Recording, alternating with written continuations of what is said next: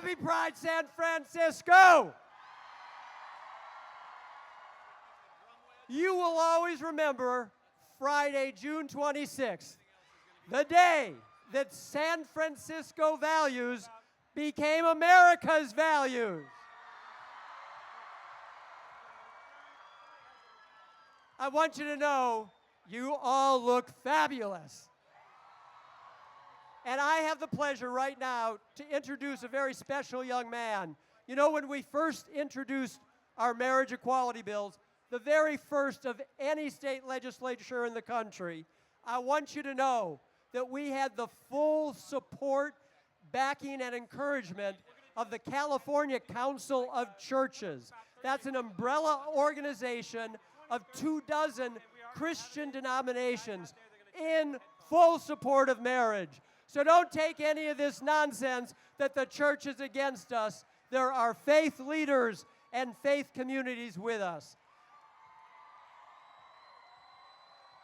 And I tell you this because Matthew Vines, the young man you're soon going to meet, a brilliant young man, a Harvard student, who's a true Christian himself, and decided to take 4 years to do serious research and wrote a book called God and the Gay Christian, a biblical support for same-sex relationships. Please give a big, warm, hearty San Francisco welcome to Matthew Vines.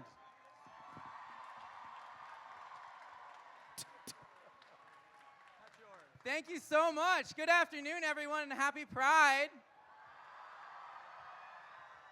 It is such an honor to be here. This is actually my first Pride ever. Because I'm from Wichita, Kansas, so not as much happens there. So what I want to share with you all, when I came out 5 years ago to my conservative Christian parents in Wichita, Kansas, my dad was convinced that being gay was a sin and that I could become straight if I wanted to. I know, it's not cool. I'm sure many of you have had similar experiences and conversations with Christian family and friends. And even this weekend, in the midst of so much triumph and celebration for us, for many of us, the most hurtful things that were said were from Christians in our lives who did not share in our joy and our celebration, but who instead shared words of rejection and condemnation and exclusion.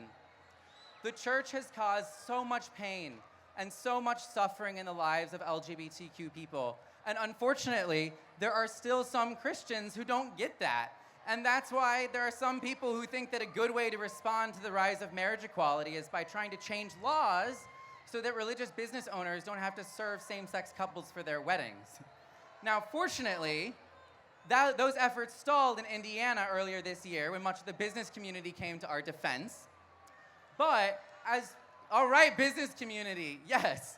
But as frustrating as that is, to have much of the institution that has caused the most pain in our lives continue to seek to undermine our freedoms and our rights, and as important as it is that we don't become complacent in the wake of the Supreme Court victory, I want to share a message today of hope and encouragement for you, for anybody who has Christian parents or family members or friends who don't support you, or for anyone here who may be both LGBTQ and Christian, like me. And that message is this, is that change is coming.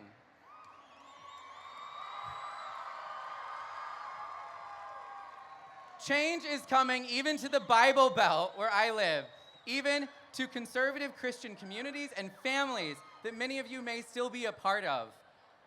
Now that change is not uncontested.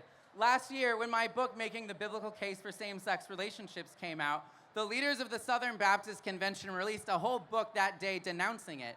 But at the same time, while there are some people who can't be reached right now, there are many more Christians who 10 years ago never would have been having this conversation, who are genuinely wrestling with their love for LGBT people. In fact, there is a large evangelical church here in San Francisco, City Church, that became affirming of the LGBT community earlier this year.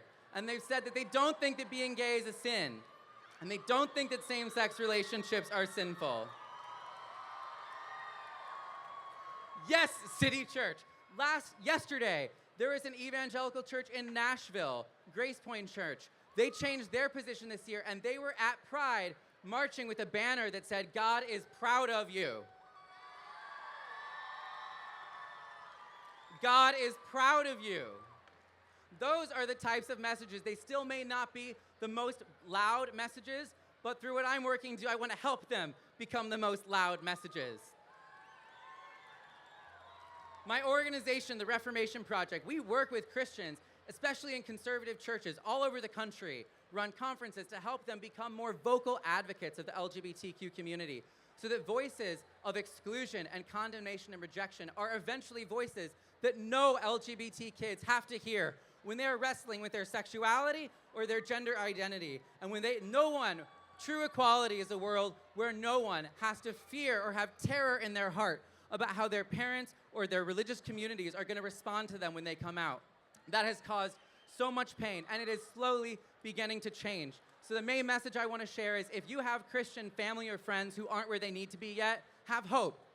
Have hope that they may be able to change in grace, in love, in relationship. And if you are yourself a gay Christian or a bi or trans or queer Christian, you can be that. You can be both of those things if that's what you want. If you want to go to church, there are increasingly churches, even here in like City Church, that will love you and embrace you as you are and not ask you to change to be something you can't be.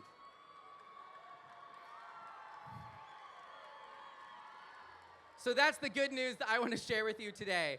And so that eventually good news that Christians share will actually sound like good news even to the LGBTQ community. Thank you so much, and thank you to FSF Pride. It is such an honor to be here. Happy Pride.